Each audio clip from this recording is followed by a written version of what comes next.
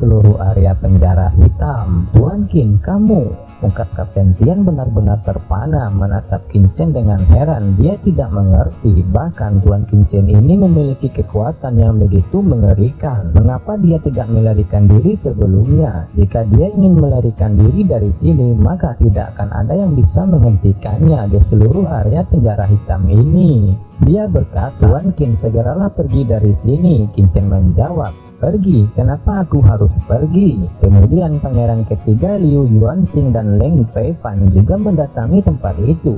Melihat pemandangan di depan mereka, Liu Yuanxing dan yang lainnya tercengang. Komandan Kucing berkata, Yang Mulia, anak ini berniat kabur dari penjara dan menyerang penjaga. Harap Yang Mulia dapat mengambil tindakan. Patriark Leng, bunuh anak ini untukku. Tiba-tiba pangeran ketiga berkata dengan dingin kepada Leng Feifan. Apa? Leng Feifan tercengang. Pangeran ketiga mengulangi, aku memintamu untuk membunuh anak ini, tidakkah kamu mendengarnya? Pangeran ketiga berkata dengan dingin menatap Qin Chen dengan niat membunuh yang mengerikan. Leng Feifan tiba-tiba menjadi cemas. Dia menjawab, Yang Mulia pangeran ketiga, anak ini adalah juara turnamen besar ibu kota selatan kuno. Dia memiliki warisan di tubuhnya. Jika kita membunuhnya secara langsung, takutnya Patriark Leng, saya tidak meminta izin dari Anda lagi, tetapi memerintahkan Anda. Teriak pangeran ketiga memandang Leng Feifan dengan dingin. Yang Mulia, saya mengerti, ucap Leng Feifan. Dia tidak punya cara lain. Sosok Leng Feifan bergetar dan segera menyapu ke arah Qin Chen. Aura seni bela diri puncak Wuzun akhir meledak dengan ganas. Di tengah badai, mata Qin Chen berangsur-angsur menjadi serius. Leng Feifan mencibir, nah, jangan salahkan saya, ini karena ulahmu sendiri. Siapapun yang berani menyinggung keluarga Leng saya, maka dia akan mati. Di bawah telapak tangan Leng Feifan, Qin Chen merasa sulit untuk bernapas dan kekuatan sejati tubuhnya mandek tiba-tiba. Hentikan! Pada saat ini di luar area penjara hitam tiba-tiba ada raungan kemarahan yang menggelegar. Melihat seseorang berteriak lancang, pangeran ketiga sangat marah. Dia bahkan memerintahkan Zhong Wei di sampingnya untuk mencegat orang ini. Zhong Wei itu berkata, siapa itu berani menyinggung Yang Mulia pangeran ketiga? Apakah kamu ingin mati? Pada saat berikutnya teriakan kemarahan yang lebih keras dan mendominasi terdengar, dan kemudian sesosok seperti guntur muncul di depan Patriark Leng. Siapa yang berani menghentikanku? Mencari kematian, teriak Leng Feifan. Dia bahkan tidak melihat sosok itu. Lalu buar, dua kekuatan telapak tangan yang mengerikan tiba-tiba bertabrakan. Leng Feifan menyemburkan seteguk darah dan langsung terbang terbalik jatuh dengan keras ke tanah. Ketika dia menatap sosok itu, wajahnya langsung menjadi pucat dan jubahnya langsung basah oleh keringat dingin. Dia melihat orang yang muncul di depan Qin Chen saat ini adalah komandan pengawal dinasti Dawei, Xiao Zhengfeng. Di pintu masuk, seorang pria parubaya yang agung berjalan perlahan ke area penjara hitam. Pria parubaya yang agung ini langsung berkata, kalian sangat berani. Sinar, Patriark Leng, sejak kapan penjara hitam ini jadi milik pribadi keluarga Lengmu? Kaisar Liu Xuanri melangkah maju dan menatap seluruh area penjara hitam yang berantakan ini dengan kemarahan yang tidak dapat disembunyikan lagi. Ayah, kenapa kamu ada di sini? Ucap pangeran ketiga menjadi pucat dan tiba-tiba berlutut.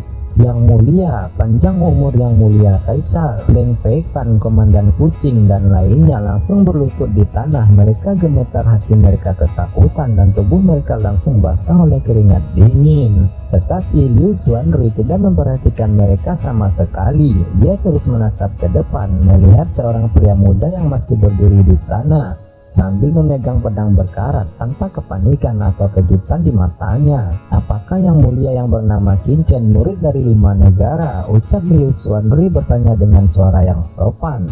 Qin Chen malah balik nanya, apakah Yang Mulia adalah kaisar dari dinasti yang kuat ini? Beraninya kamu tidak menghormati Yang Mulia, teriak Kasim tua Huang Huan di samping. Liu Xuanri melambaikan tangannya. Pada saat ini Liu Xuanri dan Qin Chen saling menatap. Ini adalah pertama kalinya dia melihat seorang remaja yang tidak memiliki kejutan atau ketakutan sedikit pun di wajahnya ketika berhadapan dengannya. Perasaan seperti itu seolah-olah dia ditakuti ditatap oleh penguasa dinasti agung. Pikiran seperti itu muncul di benak Liu Xuanrui saat ini. Jika Qin Chen benar-benar hanya seorang remaja dari 5 negara, tidak mungkin dia bersikap setenang ini di depan seorang kaisar. Tuan Qin, maaf, saya datang terlambat dan membuat Anda sedikit menderita.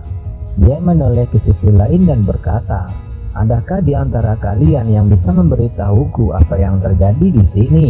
Cinder, datang dan katakan padaku, sebagai seorang pangeran, mengapa kamu ada di sini? Bila tidak ada yang berbicara, Liu Xuanrui menatap pangeran ketiga dengan mata dingin. Ayah, putramu ini mendapat berita dari pemimpin Departemen Keamanan Kota Komandan Kucing bahwa ada seorang pemuda bernama Qin Chen yang telah melanggar hukum. Dia telah membantai orang-orang dari dinasti kita. Sengaja Ananda datang di sini hanya untuk mencari tahu seluk-beluk berita ini.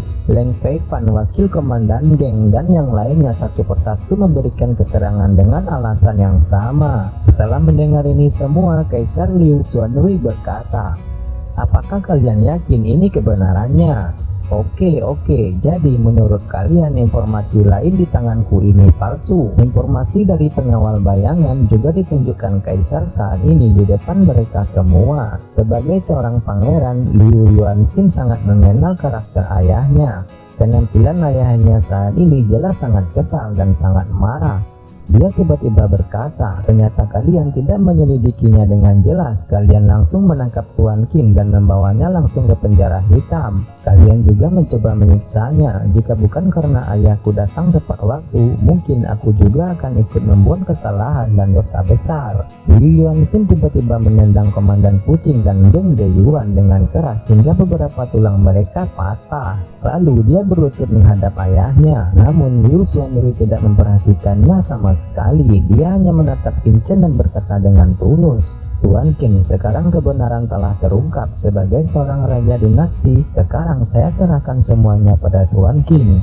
Qin Chen berkata, yang mulia, untungnya Kapten Tian ada di sini. Dia bahkan berani bertarung melawan wakil komandan geng dan komandan Gu demi menegakkan kebenaran. Kapten Tian, ujar Liu Xuanrui terkejut. Dia tidak menyangka masih ada sosok netral di penjaga kotanya. Tidak heran Qin Chen ini masih sangat bersih, terlihat tidak seperti seorang tahanan. Liu Xuanrui memalingkan kepalanya dengan tergesa-gesa. Yang mulia, bawahan telah melihat yang mulia, ucap Kapten Tian buru-buru mengangkat kepalanya. Tubuhnya gemetar. Liu Xuanrui bergegas maju dan langsung membantu Kapten Tian berdiri. Kali ini berkat Kapten Tian, saya ingin memiliki lebih banyak orang benar seperti Kapten Tian. Saya sangat senang. Kapten Tian berlutut lagi dengan penuh semangat. Bagaimana tidak, dia hanyalah seorang kapten penjaga kota biasa. Jangankan bertemu dengan kaisar, bahkan selama ini dia belum pernah melihat pimpinan komandan penjaga kota. Saat ini dia bahkan hampir menangis karena kegembiraan. Dia tidak bisa mengungkapkan apa-apa lagi kecuali hanya berlutut. Penampilan sederhana Kapten Tian menyebabkan Liu Xuanrui tersenyum penuh arti. Setelah itu, wakil komandan geng Deyuan dihukum mati di tempat. Komandan kucing dibunuh langsung oleh pangeran ketiga, takut konspirasinya akan terbongkar. Leng Feifan dan yang lainnya dimasukkan ke penjara. Bahkan pangeran ketiga ikut dijebloskan. Kaisar Liu Xuanrui berkata, Tuan Qin, Anda telah banyak menderita di sini. Saya tidak tahu kemana Tuan Qin ingin pergi. Saya akan mengirim seseorang untuk mengawal. Qin Chen melirik Liu Xuanrui dan tersenyum ringan. Jika ini masalahnya, maka tolong antarkan saya ke Pavilion Pil. Sesampainya di Pavilion Pil, Penatua Subo dan yang lainnya sangat gembira. Kemudian Yu Qiansu dan yang lainnya juga muncul satu demi satu. Mereka saling berhadapan. Yu Qiansu terjun ke pelukan Qin Chen menangis tanpa henti.